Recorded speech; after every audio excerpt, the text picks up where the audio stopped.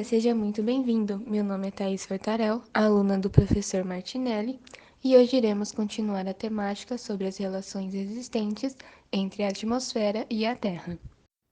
Isso mesmo, Thaís. Eu sou Victor Trindade Marques, também sou aluno do professor Martinelli e hoje iremos iniciar nosso sexto episódio do podcast H2O com o tema oxigênio e carbono dissolvido. Os tópicos deste podcast serão carbono dissolvido e meio ambiente, oxigênio dissolvido, impactos nos ecossistemas aquáticos e uma conclusão. Carbono dissolvido refere-se à presença de compostos de carbono na forma dissolvida em um líquido, geralmente água. Isso inclui compostos como dióxido de carbono, ácidos orgânicos, carbonatos e bicarbonatos. A quantidade de carbono dissolvido em um copo de água pode afetar sua acidez, alcalinidade e a capacidade de sustentar a vida aquática. O carbono dissolvido desempenha um papel fundamental em muitos processos biogeoquímicos, incluindo o ciclo do carbono e o equilíbrio do pH em ecossistemas aquáticos.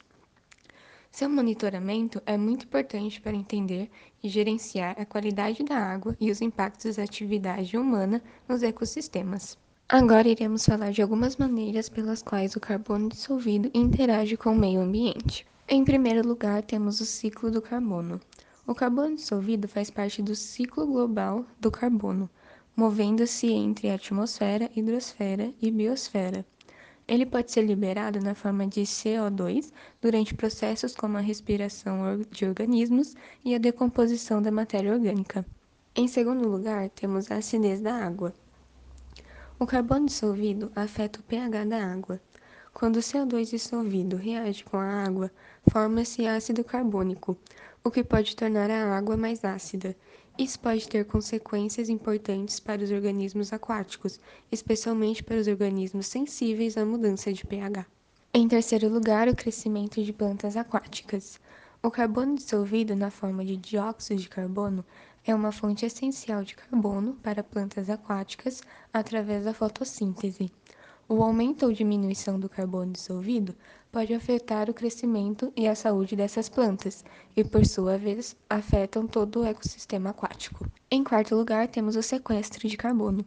Os oceanos têm um papel significativo no sequestro de carbono da atmosfera, absorvendo CO2 dissolvido. No entanto, isso pode levar à acidificação dos oceanos, o que pode prejudicar organismos marinhos sensíveis, como a formação de corais e conchas. E por último, temos os impactos antropogênicos. Atividades humanas como desmatamento, queima de combustíveis fósseis e descarga de efluentes industriais podem alterar significativamente os níveis e a composição do carbono dissolvido nos ecossistemas aquáticos. Isso pode levar a problemas como eutrofização, acidificação e degradação da qualidade da água. Para início de conversa, sobre o oxigênio dissolvido, a gente tem que entender que existe maior concentração do oxigênio na atmosfera do que corpos aquáticos. E nesse podcast a gente vai entender a relação entre eles, né? Dessa forma, a gente entende que a entrada de oxigênio dentro de um ecossistema é através da fotossíntese, né? Através da fotossíntese realizada pelas plantas, algas ou outros seres fotossintetizantes. A saída ela vai ser feita pela respiração, né? Ou pela decomposição, por exemplo, de material. E esses fatores da fotossíntese e respiração, principalmente, né? É o que controla o oxigênio na água, são os principais fatores de controle. Outros fatores de controle também existentes, né, são a temperatura e a pressão atmosférica, mas eles não alteram tanto, eles não têm um impacto grande dentro desse controle de oxigênio dissolvido, principalmente. Então a gente foca mais na fotossíntese e na respiração. Dito isso, quando existe uma saturação de oxigênio, né, em lagos, por exemplo, por conta de despejo de esgoto, vou usar o esgoto como exemplo nesse podcast, porque quando há despejo de esgoto em áreas, né, aquáticas, o que acontece? Existe um aumento gigantesco, né, da matéria orgânica e a proliferação de algas. Só que isso que acontece, quando o despejo de esgoto ele não tem a renovação de água, existe uma baixa concentração de oxigênio. Dito isso, as algas acabam morrendo e, portanto, diminui ainda mais a concentração de oxigênio na água. Isso faz com que, além dos lagos, né, serem verdes por conta da morte de algas, faz com que os animais que ali, né, vivem, a biota aquática, seja também danificada. Que é o que acontece, por exemplo, a mortandade dos peixes, coisa que às vezes acontece no Rio Piracicaba, por exemplo. Esse fenômeno, né, ele pode ser natural também, né, que é adequada, acontece bastante no Pantanal, né, que é o fenômeno natural de deterioração da qualidade da água, né, que relaciona a decomposição de grande massa de matéria orgânica submersa no início do processo de inundação.